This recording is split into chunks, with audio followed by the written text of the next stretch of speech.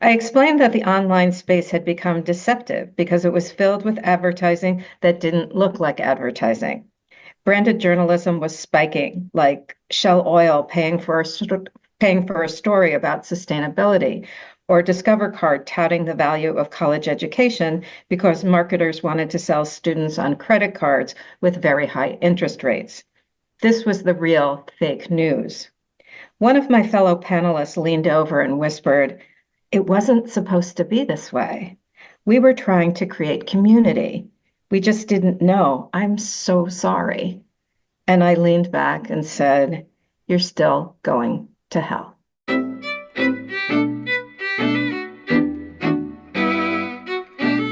My name is Frank Schaeffer, and this is In Conversation with Frank Schaeffer, my podcast. And today, my guest has written a book called Hoodwinked: How Marketers Use the Same Tactics as Cults.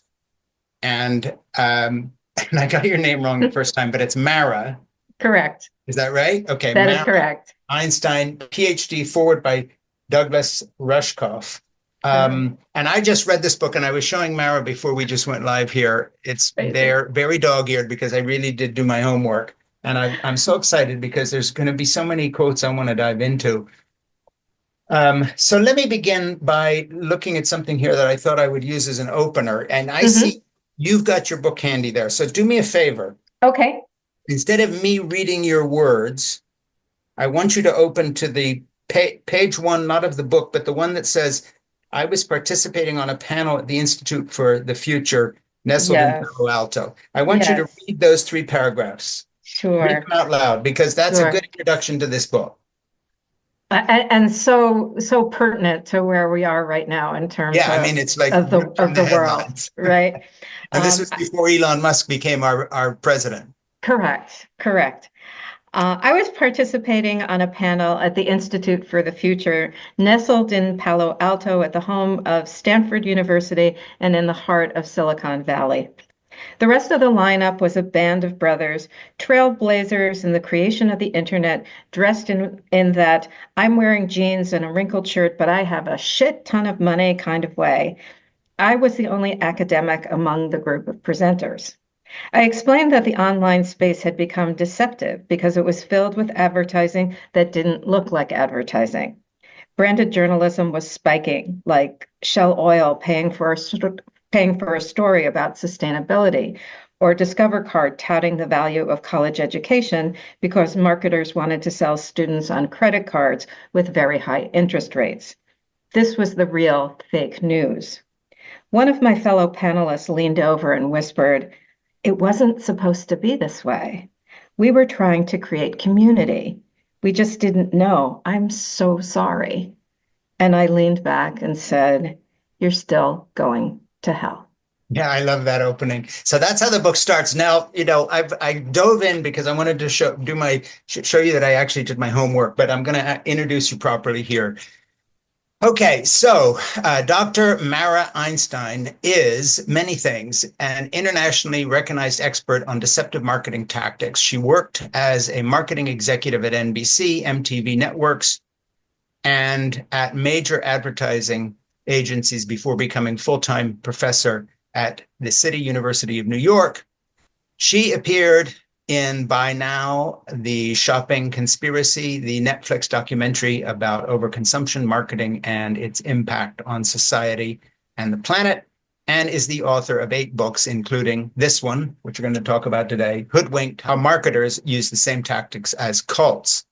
And this is In Conversation with Frank Schaeffer. That's me. And please subscribe right now on YouTube to our channel that this is streaming live on and will be playing again as a recording, and also to Spotify and Apple Podcasts where we appear, and to my Substack, It Has to Be Said commentary at frankschaeffer.substack.com. And by the way, play on words, we have a book club called It Has to Be Read.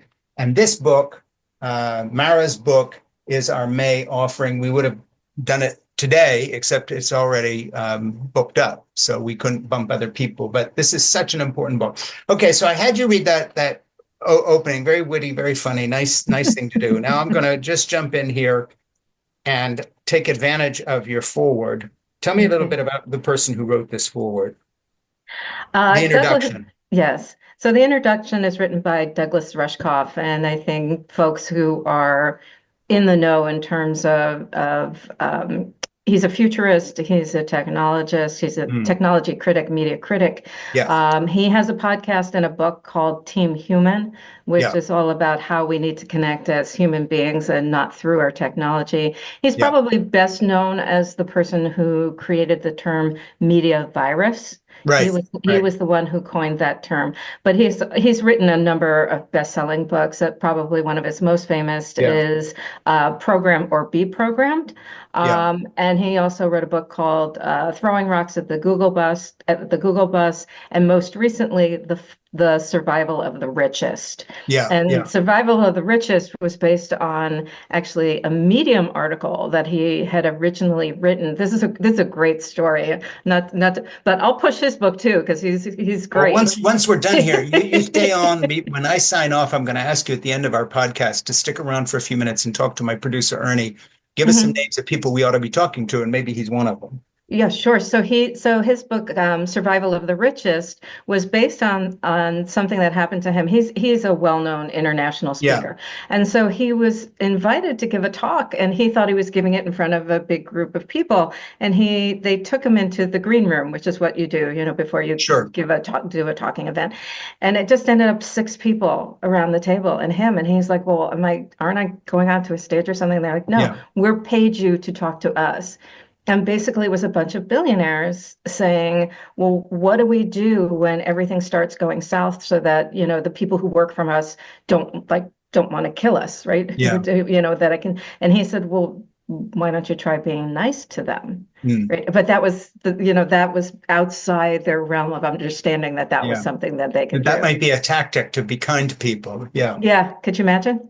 I can imagine very well, given what our tech bros are doing, that makes a perfect sense. So he writes, over the last decade, marketers have glommed onto the idea that elevating brands to the level of cult status is the perfect strategy to retain customers. And then he goes on and he says, digital technology, with its ability to bring large groups of people together while pushing us into narrowly delineated silos, has forced a rewriting of the word cult. And then skipping, he goes on, the concern is not that you will be brainwashed into joining a religious group and isolated in some remote country. The issue is that you will be hoodwinked into buying things you don't need or can't afford, or that you will accept extreme ideologies that do not align with who you are. Right. Being vulnerable to manipulation is predicated on the fact that we have come to accept anxiety as our default state of being. And I think that's a terrific setup that you give there. Now, one of the chapters that I loved that I'll jump forward to, not right now, but just tell people, one of the cults, as it were, of marketing, or the cults that is selling themselves through cultish marketing or using those techniques, you identify in one entire chapter given to the way universities market themselves. Yeah. Yeah. And the whole question of what are they selling and how are they selling it? And I can honestly say, as someone who has a lot of young people in their life, I have 3 grown children and 5 grandchildren. The 16-year-old who happens to be looking around at colleges right now as a junior in high school, and then and a son who has been a high school teaching physics for the last 30 years. So, I'm attached to the community of people who produce students to send them on to colleges. Right. I just want to say it in all seriousness. Even if you just have to stand on one foot in a bookstore and don't buy it or go to a library, it's worth the price of admission just for your chapter on the scam that colleges have become in so many ways using the same thing. And then I'll say one other thing, and then I'm going to shut up and you're going to do the talking. I come from a religious cultic background. My father was a famous evangelical leader. And in the 1970s, he founded what became the evangelical pro-life movement along with C. Everett Koop, and we knew Reagan, and my parents would stay in the White House quite often with various Republican presidents. That's my background. Okay. So I looked through your book and I hoped to find something, and I found it richly as sort of like a vein of, gold in a mine. You actually went there when it came to the dynamics of actual cults. You get into religion. Which I found so fortunate, because I thought, well, if she's going to use the term cultic and we don't actually address what cults do and just talk about advertising, Yeah. So I just want to say this book is fantastic because all the things that should be there, this chapter on universities, all the things that Mhm. should be there in terms of a really great explanation, and I'm somebody who understands this very well Right. from the inside, Right. Right. of the cultic mentality. You really nailed it. So I just Uh, want to give a pitch to your book.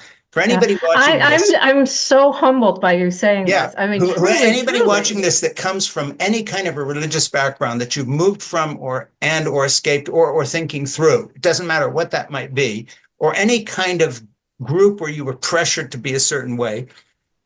In a strange way, this book is very liberating. It's for you. You will understand your religious background better reading this book than the books that I've read recently by authors who are supposedly writing on that subject. This absolutely nails it. And if you have anybody in your life considering going to college, don't let them go until they read that chapter. Which one is it, by the way? What's the number? Chapter three. Chapter Yeah, three. chapter 3. If nothing else, pick this book up and read chapter 3. Okay, that's my pitch. So now I'm going to dive in and ask you questions related Cool. to the book, and I will shut up and you are going to talk.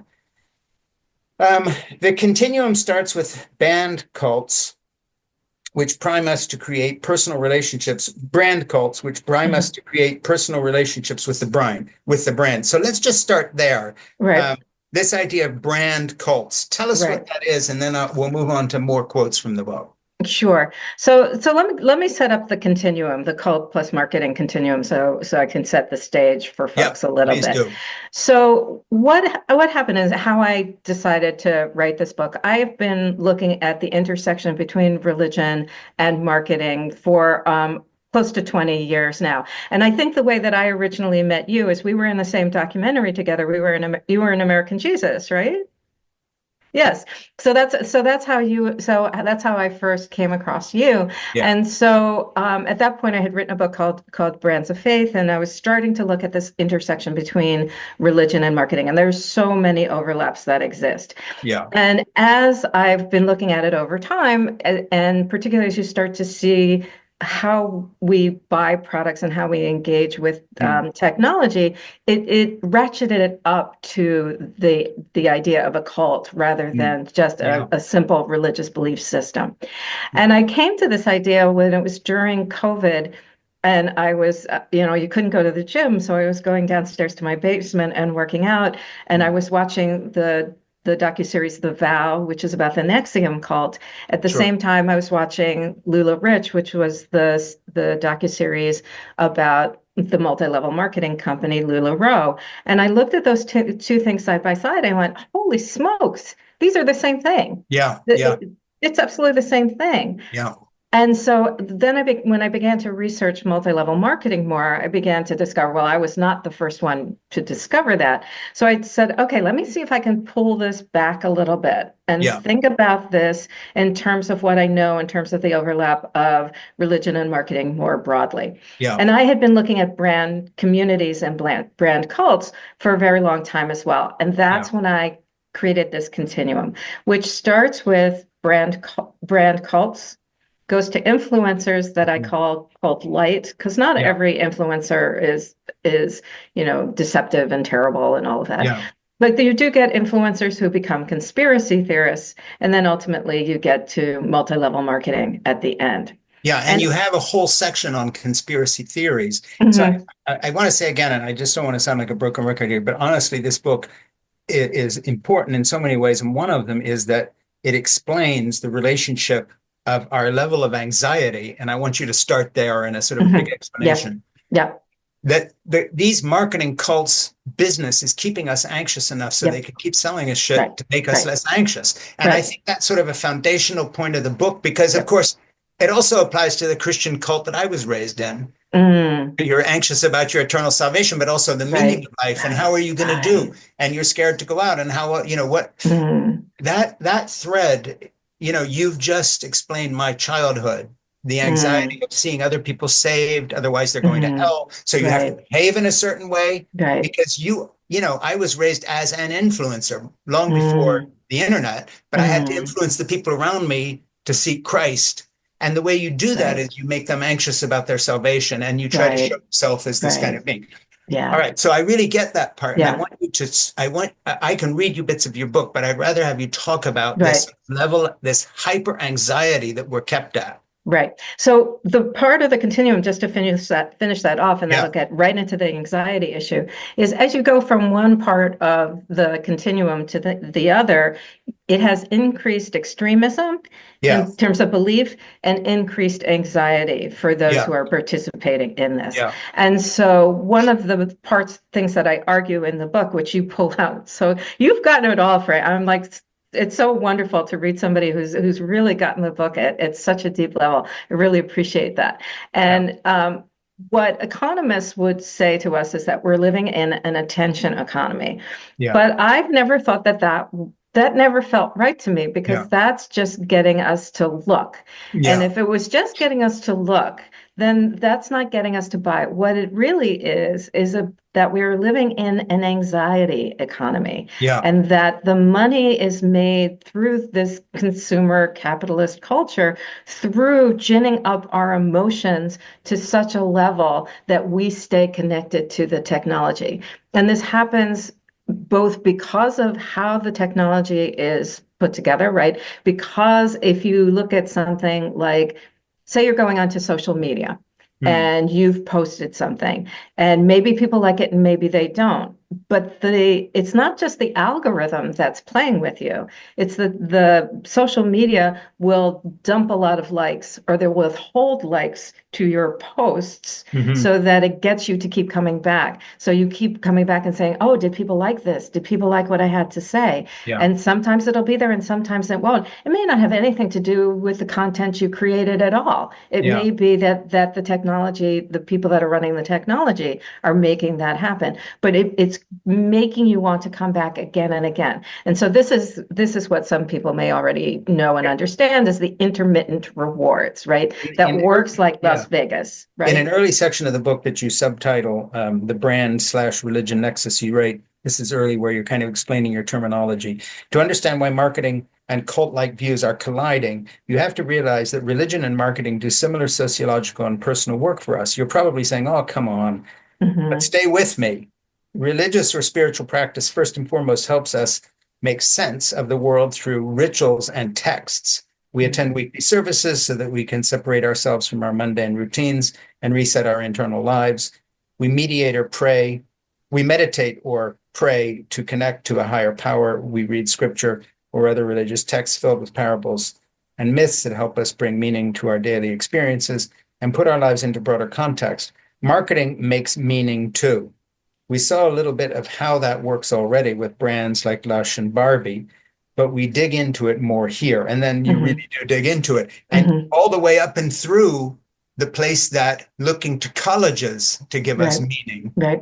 And looking to Ivy League schools to give us happy lives, and to looking, and you have this wonderful thing on mid-level colleges and the fact that, they're now selling themselves as high end because actually they're not as, college places are not as scarce as, they're keeping an artificial scarcity to find that full paying guest as it would be.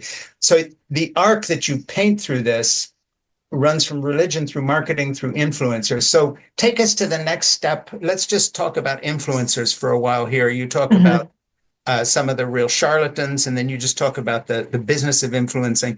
And I found that very interesting because I've never read anything coherent on it. And I think you've actually, if anybody wants to ever write something on influencers, this is the book, because again, you have a uniquely sort of powerful set of facts there. So why don't we go there next? We've talked about the anxiety economy. Let's go to the influencers, which sort of answer that anxiety. Right. So part of the equation in terms of the anxiety has to do with the technology, but the other part of it is how influencers are incentivized in order to be able to make money. So people may know the term rage farming, which is how people are able to increase the number of views on their content is the angrier you can get.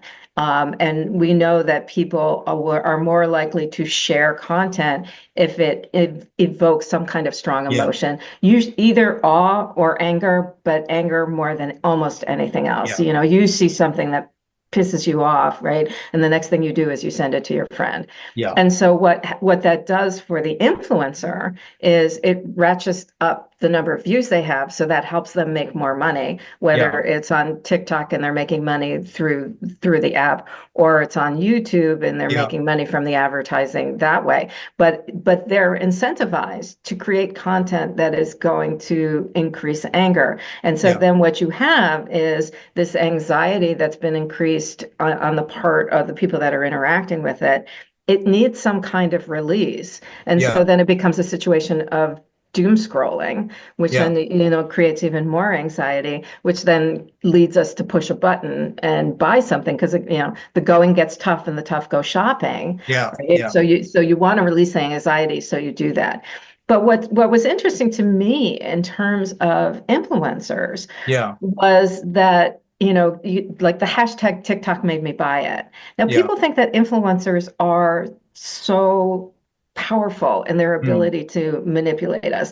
And there's certain ones that certainly are. There's certain ones that have been very effective, but no more or less so than celebrities used to be in the Sure. past, right? The only thing that's different is that there's a button that you can push that's connected to that Yeah. influencer.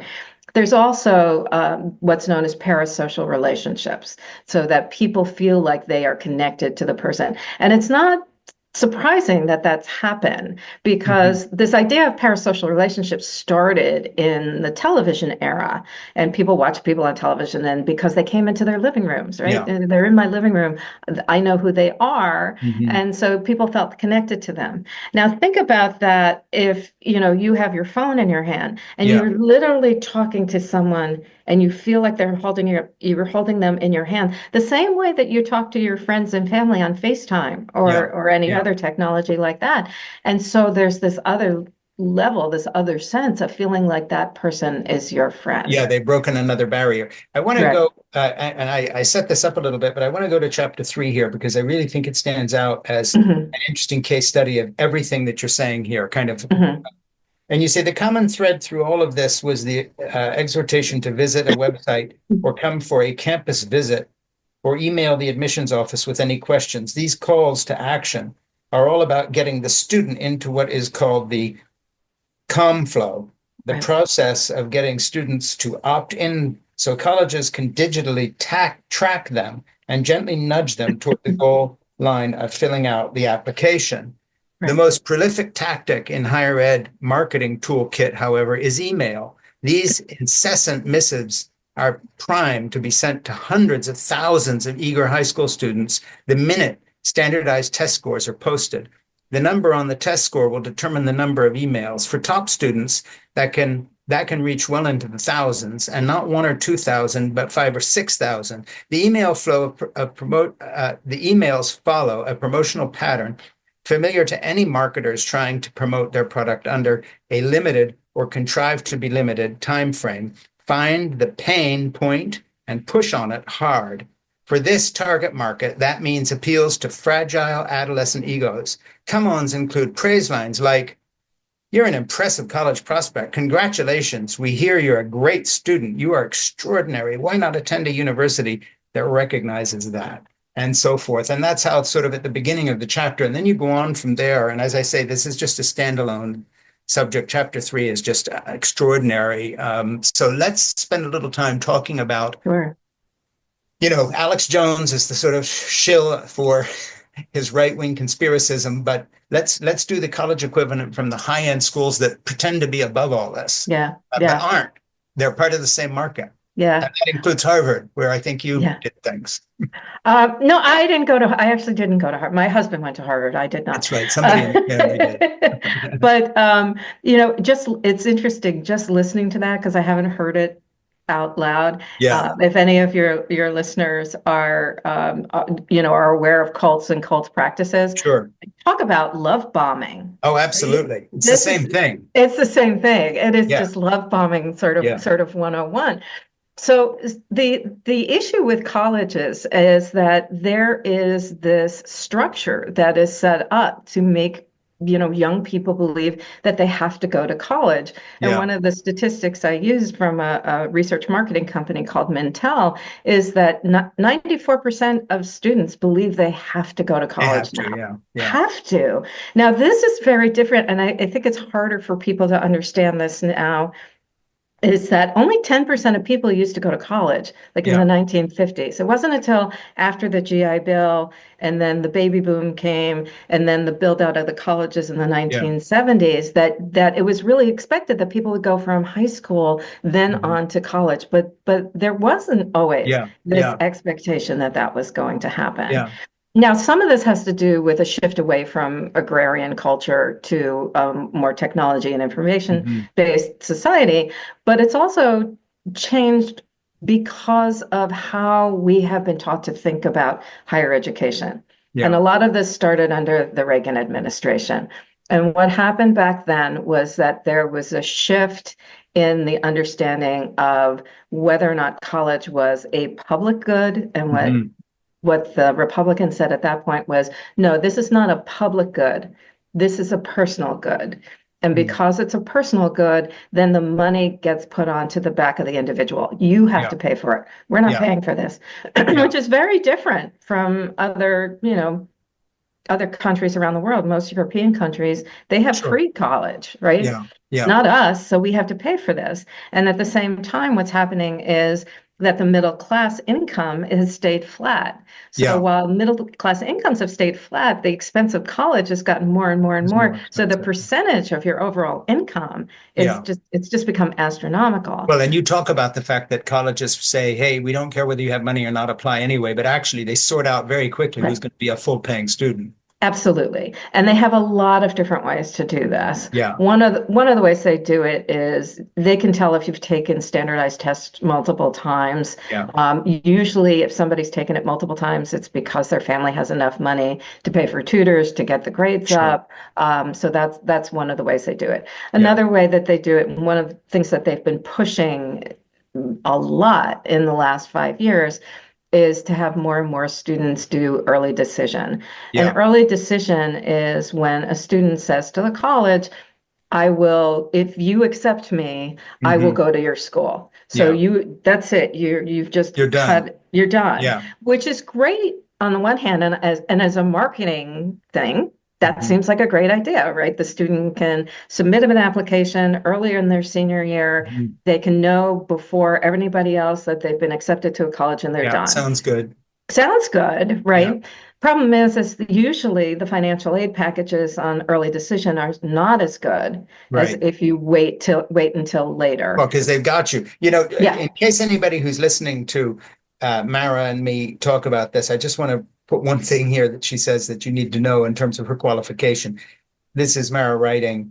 A multi-talented college promotional industry has grown over the last decade. I know how massive this has become because I spent 5 years attending numerous conferences specifically dedicated to marketing higher education. So just take a minute and talk about that. it's wild because everybody's there. LinkedIn is there, Google is there, some people you may not necessarily expect. And then companies that are specifically there for marketing purposes, Yeah. that are targeted to colleges. What was interesting to see was the vast difference in terms of technological capabilities among colleges. Yeah. Some were very, very, very sophisticated. Savvy. Yeah. And for instance, BU was my alma mater, Yeah. undergraduate. They're incredibly savvy, but Sure. they have a huge marketing department, like 35 people in their marketing department. Yeah. And so what they did is they learned how to look at what was successful in non-college settings Mm. online and then change their content in Yeah. order to be able to mirror that. So for instance, what they used to do is if they were showing something that a biologist or something was working on, and they would show the lab and they would show the bubbling, liquids and the test tubes and all that kind of stuff. No, that's not what people want to see. Instead, what they did is show like a frog out in the country with music underneath it, and then Sure. the copy over it so that you don't have to turn the sound on when Yeah. you're watching it, when you're walking around or you're on the subway Yeah. or whatever it is. And so they learned how to do that, and they were able to increase their interaction with students many, many times over. Mm. But an important thing too is that the students are doing a lot of the marketing for the colleges. Yes. Right. And this Exactly. happens in Speaking a the language. speaking the language. People probably know about Ivy Day. There's one day called Ivy Day, and Yeah. that's when the Ivy League announces all, who's gotten into their schools. And so then you have all of this. What has become the thing to do is to sit in front of your computer and pretend that you're opening up the emails one by one by one by one to see which schools you got into. Yeah. And this becomes like huge marketing for all Yeah. of these institutions. Yeah. And it's also gamed the system because it all comes back to the Common App. Yeah. And so the Common App is an online platform where most students apply to colleges now. Hmm. And when I applied to college, people applied to 3 to 5 schools. Usually they were schools nearby. There might be one or two that were a little bit farther away, Yeah. but not a lot. And we did it on a typewriter, and we had the whiteout handy. Yeah. Sure. And because it was a pain in the neck, right? You were not going to fill out all of these forms. Yeah. On the Common App, you can submit 20 Hmm. applications. Now, granted, if you're doing it for these Ivy League schools or University of Chicago or whatever, yes, you have to answer additional essays. But Mm. it's a click of the button that gets most of this done. And Gets it done. so students are applying to 15 to 18 Yeah. colleges instead of 3 to 5. Yeah. So what happens is students are led to believe that even if they don't have the SAT scores or the ACT scores, Mm. that if they write a really good essay, that somehow they'll get into a college that they wouldn't have otherwise gotten Yeah. into. Yeah. Well, that's just bunk, Yeah. because what's happening is because the colleges are getting so many more applications, like to the tune of 60,000 or more, they're Yeah. not increasing the number of people that are working in their admissions office. Do you really think they're reading all 60,000 Right. essays? Right. No, they're Right. not. So if you don't have the basic numbers of Yeah. what they're looking for in terms of the ACT and the SAT or whatever it is that they're doing, they're not going to be reading your essay. The Yeah. other thing is too is everybody said, oh, after COVID, the SAT and the ACT were going to disappear. No, Yeah. and I knew that wasn't going to happen, Yeah. because as long as there was one school that was asking a student to do it that they wanted to go to, they were going to take the boards, right? And Sure. the other schools would say, you don't need to send it to us, but Yeah. if you do, it'll be an extra little check Yeah. to put onto your application. Yeah. And so what happens is that if you've taken one test, you're going to send it everywhere. Yeah. But going to where we started at the beginning, it's about getting the kids onto the campus. And Well, and, this, and hooking, and again, developing a kind of an influencer hey, we yes, have a personal relationship with you. We're sending you cute texts and emails. yeah, You say these changes in financing have turned higher ed on its head. With government support, schools operated like film studios or publishing companies producing the mhm, blockbuster in order to support the small, important film or literary work. Media Studios 101, with an enrollment of 200 or 300 students, supports the handful of students who study ancient Greek, for example. Not anymore. Being marketing focused means giving consumers what they want. And today's students want high-end jobs that will help them pay off out of control student loans. right, It's this circular thing. yeah, That's why you'll see lots of ads for cybersecurity majors and engineering programs and Insta posts about how fabulous the career and internship office is. This is not the student's fault. It is the consequence of government reframing education as unimportant to a functioning democracy, which was the point you sort of started with. And right, then just right, one other point you make here. You say, so why believe it? Because we've been fed a growing list of assumptions about a college education, assumptions that are to the benefit of the government, the banks, and a whole slew of high-tech ed tech companies like Google and Facebook, Amazon and LinkedIn, but not to the benefit of our kids. Here are just a few misdirections. Everyone goes to college. Everyone gets into college. Everyone that gets into college finishes in 4 years. And everyone in college is starting right out of high school. No, no, and no. All myths, all misdirections. So you mhm, kind of, get into that. So just talk a little more about that aspect. yeah. One of the things I want to let people think about in terms of that 4-year college thing, colleges don't think in terms of students graduating in 4 years. Colleges think in terms of students graduating in 6 years. So if students graduate in 6 years, then they think that they're successful. There's a piece of information that all of the colleges fill out that tells you all the background sort of information about how many students are applying, how many they're accepting, how many they put on the waiting list. Do students get off the waiting list? All of this kind of information, and how many people that graduate in 4 years, how many that graduate in 6 years.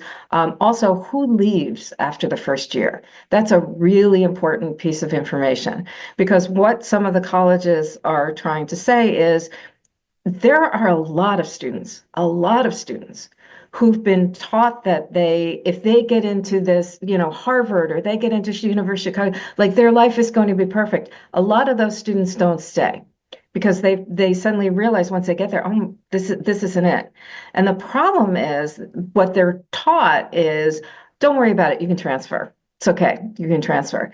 Well, the problem is with transferring is that there's no scholarship money when you transfer. So again, this is a rich person's game. That if you decide that you want to transfer, it's because you have to have the money to be able to transfer, because there won't be any scholarship money to do that. There won't be financial aid. The other thing is that what we're talking about in terms of admissions, colleges keep aside a certain amount of spaces for legacy. They keep aside a certain amount of seats for athletics. And so for those top schools, a lot of what they're keeping aside, maybe a third of that student body for the fall, is actually just the regular base of students to get in. So it's even more competitive than you may think. And then of those students, a lot of those are early decisions. They're being taken over by the early decision. So they're really, whether they admit it or not, what they're doing is they're trying to make it look like they're not going after the rich people, but they're really going after the rich people. They just have to make it look like they're not going after the rich people. And they're using kind of cultic and marketing techniques to do this, which is what your book is about. In other words, they are taking the place of influencers and advertisers rather than educators. Right. And their marketing has absolutely nothing to do with the ideals of education. Right. Let me just reintroduce you a second here. We're talking about this book, Hoodwinked, How Marketers Use the Same Tactics as Cults, by Mara Einstein, PhD. And we've been talking about the college bit here. I want to move on to something else and talk. This is a big jump, but again, this is a fabulous book. And I was saying I was so pleased you got into actual stuff to do with actual cults. And you have a whole section on the prosperity gospel and how that sort of played into this cultic thing here. You put the connection between MLMs and religion. What are MLMs? Just tell people. MLMs are multi-level marketing companies that are basically they're legal pyramids. Right, exactly. The connection between MLMs and religion permeates the industry in the ethos of the prosperity gospel. If you have ever watched Joel Osteen and T.D. Jakes or Joyce Meyer, you have seen the prosperity gospel in action. The prosperity gospel, also known as the health and wealth gospel, name it and claim it, and a whole lot of others, preachers abundance in all things. This is very different from the preachers of old who bellowed about fire and brimstone. Today, negativity doesn't cut it. People don't want to hear that they're going to hell. They want to hear that their lives will be happier, more prosperous, more fulfilling. Within this context, if you bow to the will of God or the market, tithing the church, paying for your monthly MLM inventory, then you will receive all the riches of the world. And then you go on and you talk about a whole happiness industry now exists, and not just for MLMs. Mindfulness and yoga classes are offered on the job to make you calmer. Sure, but also to make you more productive. As people turn away from traditional religion, and I think this is really an important point, and spend more time at work, they increasingly find faith and community in the workplace. So that brings up a question that I wanted to ask you about, because it seemed to me that one of the implications of what you're saying about the prosperity gospel and turning to that same sort of, you might say, faux spirituality within a work context also is tapping into another American religion, which is careerism. Mm-hmm. And Hmm. essentially, we've had a lot of guests recently talking about the demographic collapse of Western cultures in terms of literally people not having families. And of course, Right. a big part of that is an emphasis on careerism, which delays childbearing, which Right. butts up against walls of fertility. And there's all these studies on this, Hmm. um, and lots of books being written on a lot of authors we've been interviewing. But it seemed to me that your book gets into this subject obliquely because obviously, when people think we're living in a less religious age, that's actually not true. We're living in a less formally religious age, but spirituality has become part of the marketing process. Yeah. And then again, the careerism as a religion in itself also ties into your stuff on Right. colleges. You're going to Right. college so you can have a great career. You're having a Right. great career so you don't have time to fall in love. All these studies that Gene Twenge and others are doing on the fact that people aren't dating because they're too busy training for this career. Get into the career, you delay the relationship, on and on and on and on. And then it goes right into what you're talking about here, which then the job begins to give you yoga and whatever else to make Right. it feel like it's a spiritual place Right. until one Right. morning you wake up and you realize, I'm pushing 40. I don't have a relationship with anybody. I thought I was going to have a child or something, but that all went. And, there's a lot of things moving along here. So I want to ask you a question, which is not directly addressed in the book, but the whole book is about. And that is, what is the change in our value system as a country that has taken us to the place where we are ready-made dupes to be marketed Hmm. to, and opens the door to colleges who will solve our problems, or makeup products, or whatever it Hmm. may be. So there's Hmm. there's a sort of an underlying philosophy in your book that I think runs all the way through it. And Right. I don't want to put words in your mouth, but I want to ask you what it is because I felt it was Right. there. Right.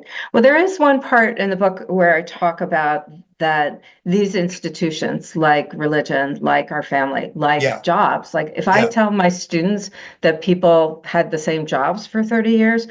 their heads explode. Like they can't imagine that they're with a job for more than a couple of years Right. before they start work, if they have a job with benefits and everything else anyway. And so when those institutions don't exist, what has happened is that the marketplace has come in to fill that void.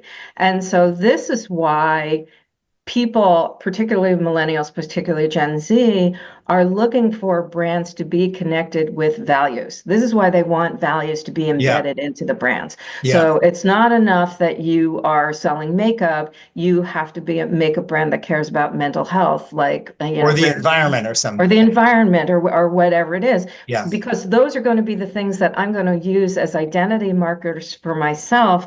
And so Hmm. I need to know what the values are that are embedded in that brand. Yeah. So, but there's so few brands that do that well, right? Yeah. And it's very ephemeral. It's not anything that anybody sticks with. But exactly to your point, just because we're not connected to a traditional belief system Hmm. Of doesn't mean that we aren't looking for meaning in our lives. It course. also Yeah. doesn't mean that we're not looking for community. And Hmm. those are the two things that have been sorely missed from people's lives. And those are the things that these social media spaces and brand communities and brand cults are trying to do. They're trying to create community for people. Yeah. Now, they're doing it for capitalist purposes, Yeah. but that's what they're doing. I mean, think about Facebook. Facebook talks about its being a community. Yeah. And even the quote that I had from the beginning of the book, we were Sure. looking to create community. But you can't have a community with 3 billion people Yeah. in it. That just doesn't exist because those people aren't really caring for each other. They Yeah. aren't, you may have some shared rituals and practices and Yeah. texts, but you don't have a real community of people who care about each other and need to Yeah. know and care about each other. What I think is really fascinating Mm. about what's happening right now because of Mm. the political time that we find ourselves Yeah. in is that people that are trying to fight back against what is going on are saying what we need now is community. But like on the ground, Yeah. people Face to who face. are Well, face it's the to same kind of face. pushback you're getting with all these dating apps. People are just Hmm. tired of it. They're just saying, Hmm. hey, how about the person standing in front of you in the elevator? Say, hey, say good Right, morning. Maybe you'll meet somebody, right, This sort of right, ridiculous idea of infinite choice. Yeah, but there's millions of people and I have a better chance of finding the quote right one, not realizing that relationships work because you work at them and you've got to start somewhere. And right. Well, the so forth example and that so on. I actually use this on my husband because I did meet him through a dating app many, many years ago. I And forgive you. but is the idea of the paradox of choice. There's a Yeah, wonderful book sure. called The Paradox of Choice. And Yeah, the issue is yes, and the way that there's two things with dating apps. I actually use this in the book to say that these things are set up for you not to be successful. Because yeah. the minute you are successful I with a noticed dating that. app, Yeah, they don't need you. They don't need you anymore. yeah, But the whole thing with the exactly. paradox of choice is if you have so many Well, and choices it's the same with that makeup you'll or always look for cosmetics or nothing anything else. better. They're set up Right, to make you want the next product because right. this one was not quite what it was. It didn't do the perfect thing. Oh, but the next one will. That segues well into something I want to read here. But whether we are talking about life coaches or financial coaches or wellness coaches, and especially those who work online, we need to be aware of the psychological and technological mechanisms that are pushing us to buy, especially social proof manipulated by Mhm, coordinated content. It's mhm, all a game to push us towards anxiety, your mhm. big point again, all to the benefit of the influencer. Buyer beware, you say. Right, And I right. just think it's so interesting that you broadened it. And I love the way this book keeps going out and out, to larger and larger subject. You fold the colleges in and the kind of scam that has become in the way they're marketed to kids and manipulating young people's anxiety. Right, Young people right, are anxious and right, they're right, easy to manipulate. right. Um, Well, very because dirty. right. Yeah, it's a When very you, dirty game. It's like mhm, manipulating people's anxiety about their weight, manipulating people's right, anxiety about aging. It's always the right. same. It's the same method applied to different groups at different times of their life. And these influencer marketing people, whatever advertisers, using the things you're talking about, always go for that thing. Now Right. I'm 72. So what are all the things showing up on my screen? Stuff about aging, Yep. how to things you might need now. It's very, very much directed at whatever the next level of anxiety it is. So Yeah. talk a little bit about the influencers, but in this sense of life coaching, because you keep running into these people. Oh, what are you doing? I'm a life coach. Well, what's a life coach, and how does this work?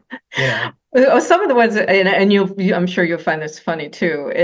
Some of these people that are coming off as life coaches are like in their 20s, right? and they admit, I have no experience, I have no background, I have no training, Yeah, but I've lived, and people can see how successful I am, and so yeah, if they want to be like me, then I show myself to be that thing that people want yeah, to be, which just is so much BS. But what has happened is that social media has been around long enough at this point that frankly people are getting burnt out, and the influencers and content creators are getting burnt out, and so a lot of them are saying, I can't go online yeah, 365 days a year. I've got to find something else. So a lot of them yeah. have switched into being Well, coaches. and they know they're being had.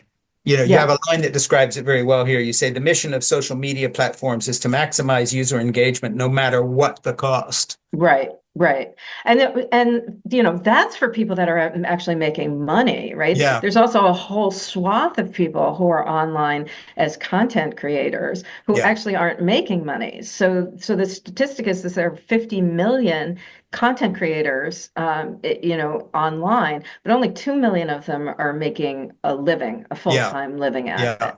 So people try to find to do something else. So coaching has become that sort of next cheap way for people to be able to claim to be an expert in something. And maybe if they've been successful online, they can say that they can train people to do what they did. But a lot of these people don't have any kind of background. It's always, pay $10,000. We will train you how to do this so you can yeah, make your first $10,000. yeah. Now, where they got that number from, I don't really know, but all of them sort of profess the same thing. But Sure. there is no training to be a Well, and coach. it's I so mean, pathetic too, because I read a lot of newspapers and publications every morning from the far left to the far right and everything in between. And I noticed this piece in the Daily Mail the other day that's always, scandals and the smallest thong in the world and all the rest of it. But they had an interesting piece saying, what is it, fans only or whatever this site yeah, is, yeah, yeah, yeah, that they're always saying, oh, they're making millions of dollars. Yeah, the owner is, but right, the average income to a fans only quote person or actor or whatever they want to call themselves is less than $1,500 a month. right, And that's right, the ones that are actually making anything. Right. And there's hundreds of thousands of them who are Right. struggling along on a few Right. $100 a week Right. maximum, Right. basically literally selling themselves, and Right. that's where, anyway, I just want Well, to jump to something here that's right in my, can I fill in one other yeah, thing please too go there? ahead. So for this book, I interviewed a number of marketers who work with influencers because I wanted to get a sense of where they thought the market was going in terms of that. And Yeah, what they were saying is that the big top of the line influencers who are basically celebrities were going to still be around and still be used. sure. The nano influencers, and depends on your definition, they are either people who have 5,000 or fewer, or 10,000 or fewer followers. Those are the folks who don't actually make money doing what they do, but rather are given free things, right? Are paid in Yes. kind with product. Those people will be around. But it's the vast middle that they're saying that they don't think that companies are going to be using anymore because Yeah. it's just too much of a pain in the neck for them to do. To It's do too that. much Yeah. follow-up. It's too much having to find out whether or not these people are credible, whether or not they're going to do what you ask them to do, and so on. And so that whole area is really changing for Yeah. folks and changing in terms of what marketers think they're going to do. But the way they make their money is through brand deals. More than Yeah. anything else, the way they make it is through brand deals. So if marketers are starting to turn on influencers, there's going to be a big shift going on in Yeah. terms of that space for Yeah. sure. And again, I want to tell everybody, it sounds like I have an axe to grind, and I sort of do here, but you use these same explanations and these same arguments are also aimed at our high-end colleges and the way they operate. So this isn't Mhm. just some poor child who's getting naked and masturbating for her client in Oklahoma for $300 a month and thinking she's doing something. This is Harvard University is doing exactly the same thing, in terms of the overall structure of how they go after students' Mhm. anxieties to get them Mhm. to sign up. And then they've written their own algorithms because they're not reading everything to figure out who has the money because they want Right. full paying people. Right. Right. So I just want Well, to, because whether you're talking about a market or you're talking about a cult, and this is very pernicious when we're talking about colleges, yeah, is that you're trying people to find people who are vulnerable, and yes, of course. you are trying to find those people that are most vulnerable.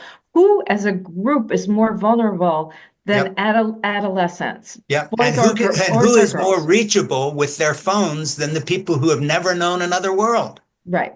I'm Exactly right. 72. You have a hard time selling me something on a phone because to me, I still just use it for phone Yeah. calls. Right. I don't look at it as this instrument of Right. commerce. Right.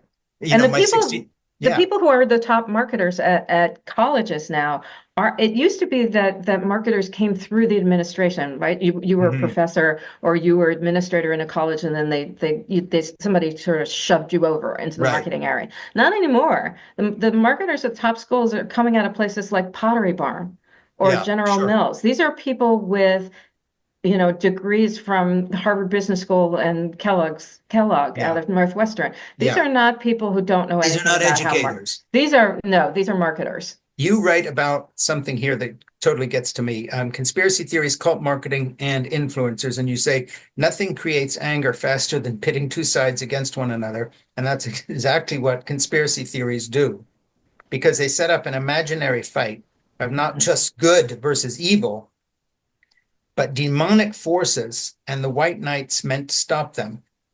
In A Culture of Conspiracy, political scientist Michael Barkin defines it this way, quote, the essence of conspiracy beliefs lies in attempts to delineate and explain evil.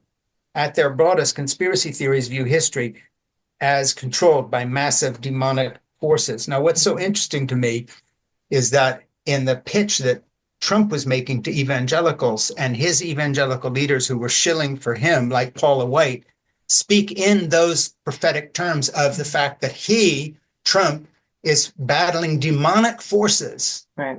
of the left. And then, of course, they go jump further and they say they're pedophiles and all the rest, but not even just that. They're using the language of spirituality now applied to political opponents. And so I'd like you to talk a little bit about that, but also broaden it out. Why is that in a book on cult methods to sell you stuff? How does it Right. connect to the selling part? Right.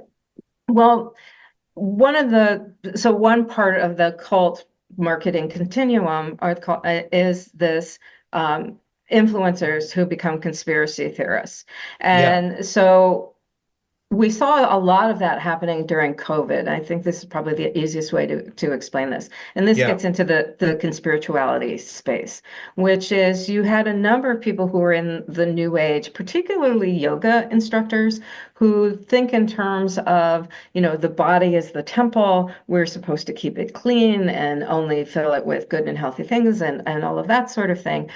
Uh, but a lot of them, when the vaccine came around, suddenly pivoted into this anti-vaccine space, Hmm. saying that this is going to be something that is going to be harmful for you, and you should do your own research, right? Which is Yeah. comes out of that whole conservative space as well. And so they started pivoting into the anti-vax, which then led them down the QAnon path and all of that. And Yeah. what they found was when they started posting that kind of content, gets back to Yeah. the rage stuff we were talking about before, all of a sudden they were getting a lot more views on their Yeah. content. And so Yeah. they started making more money. So they started going down those rabbit holes. Now, did some of them believe it? Maybe. I Yeah. don't think the Well, and number that ties in that, with the whole anti-vax movement as well, right. because there's a lot of evangelicals who jumped into that. Yeah. Yeah. It's all a big conspiracy by big pharma, blah, blah, blah, blah. Right. And then you have folks like Jessie Lee Ward, who was an MLM. She was a top MLM person who then became a coach, right? And so she was diagnosed with cancer, and Yeah. she said that she didn't want to do chemotherapy. And look, it's your body. You do Sure. what you want to Sure. do. You Yeah. do what's right for you. But if you have followings, hundreds of thousands of people following you, and Yeah. you then provide them with a step-by-step plan of what Yeah. you are doing instead of chemotherapy, Yeah. then it's on you that you are leading people down the wrong Well, it's the path. exact same thing that happened with the folks who were, grossly obese and were in their 60s and dying of COVID because they were Mm, Republican voters who believed right, their anti-vax propaganda. You've right. got a quote here. Stephen Baker, a sociologist who studies wellness influencers, has said that, quote, the religious dimensions of wellness culture make it particularly susceptible to misinformation. Right, So, he sort of right, sums it up. right, And I don't think anything defined that better than in our lifetimes than the amount of people dying of COVID who had these right, deathbed confessions of, I wish I'd gotten vaccinated. right, right. I mean, And they literally killed people. right. I mean, it's yeah. And I will mean, again, by the yeah, way, when with yeah. Kennedy and his stuff with his measles outbreak, what is it now? 30, there's been one just very quickly recently It's happening. I in mean, Michigan, right? I yeah, think just the first Western thing. Michigan. You say Yeah. religious and political beliefs tap into what we fundamentally believe and, by extension, who we fundamentally are. Although we may not think of these things as being marketed and sold to us, they most definitely are. I have long argued that religion is a product that can be sold like any other item in the capitalist marketplace. And of course, having grown up in a family that did that, we were in the God business. Mm, I would say that. And of course, just to be a little bit naughty, that applies to so-called progressive religion as well, because yeah, it's also marketed yeah, yeah, and how good we are, and we use the right pronouns, and aren't we wonderful, and we welcome everybody, and we put up our rainbow flag, but we're also marketing ourselves. And of course, then, oh, well, that's for a good cause. But no, it's the same thing. It's basically going to people saying you're anxious, but we'll give you a place where you can feel less right, anxious, right, whether we're selling you a makeup product or religion, or welcoming you because you're right. gay, or welcoming you because you're a redneck racist, and plenty of Southern Baptist churches are still there. It's still a marketing campaign, and I Right. and I'm kind of unblinkingly unsentimental about that, but that's my background. Yeah. Anybody who comes to you and tells you that they have the answers to everything, Yeah. that's your cue to run the other way. Yeah, or we're going to make a place that makes you feel comfortable Mm-hmm. Mm-hmm. and makes you part of a community of 300 billion people, Right. Facebook Right. or whatever. Right. It's all Well, fake. It's we didn't all even get phony. into right, and we didn't even get into the whole pathwork of, the recruiting and retention of cults, which is what I talk about in the book. But it is a very specific tactics and step-by-step process through which this happens. And you can see it in terms of colleges, you can see it in terms of anti-vaxxing and conspiracy theory. You can see it in terms of MAGA and Trump. You can see it in terms of Elon Musk. You can see it. What I talk Yeah, about is brofluencers and getting people get blinded by people who they think are somehow wealthy and therefore smart. And Mhm. people have fallen from everyone from Elon Musk to Sam Bankman-Fried to Elizabeth Holmes, right? Yeah. And everybody bought into what they're selling, and none of them was selling anything that was real. Well, and you notice with the Trump folks, with Paula White and the people that he has gravitated to become his prophets in the White House, he has gravitated very naturally toward people that even evangelicals on the extreme right regard as heretical flakes because they're overly Mm, commercial. So it's mm, no accident. These are the people he's gravitated to in the same way that right. he has a perfect understanding of Vladimir Putin and gets on better with him than Zelensky, who's an actual hero and who stood Mm, up for something because right. these are the same types of people. Right. So, I want to wrap this up by saying two things. First, stick around and talk to Ernie once I get off my producer, Ernie Gregg, and talk to him about other people we need to talk to. Okay. We get some of our best guests by having them recommended by people. And I just want to say once again, Hoodwinked, how marketers use the same tactics as cults is going to be our May has to be read book club. And I have jumped around a good deal in this interview and haven't been very systematic for two reasons. One, I'm very excited by your book and the ideas. I'm Thank stunned you. by the breadth of your arguments and how deeply they go into certain things. And I love the way you connect dots up between things that normally people would say, well, what's that got to do with thing? But it's the same thing. Yeah. So I hope I've given people listening to this podcast the flavor of one of the most important and best books I've read in a long time in the nonfiction world of explaining the world we live in. If you want to understand the moment we're in and you want to do something about it, including helping your teenager apply to college sensibly, Hoodwinked, How Marketers Use the Same Tactics as Cults is the book by, I forget when this was published. 2 weeks ago. Yeah, okay. So we're still on that. I hate it when it's like, oh, it's been out for 5 years, but it couldn't have been because it's very of the moment. So is there anything you want to add, Mara, before we bail and I ask you to talk to Ernie for a minute?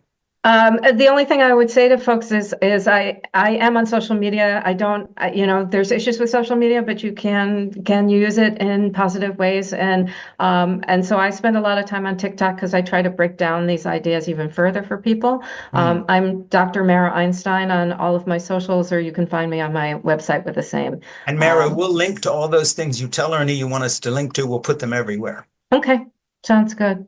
But yeah, come find me. I'm in those places and happy to interact with folks. Yeah. And I think that people would benefit by that because, if I can just put it sort of bluntly, you know what you're talking about. Thank you so much. So thank you so much for being with us today. I really enjoyed speaking with you. And best of all was I read your book and loved it. I got so Thank much you. from it. Thank you. See you again soon. Take care. Bye.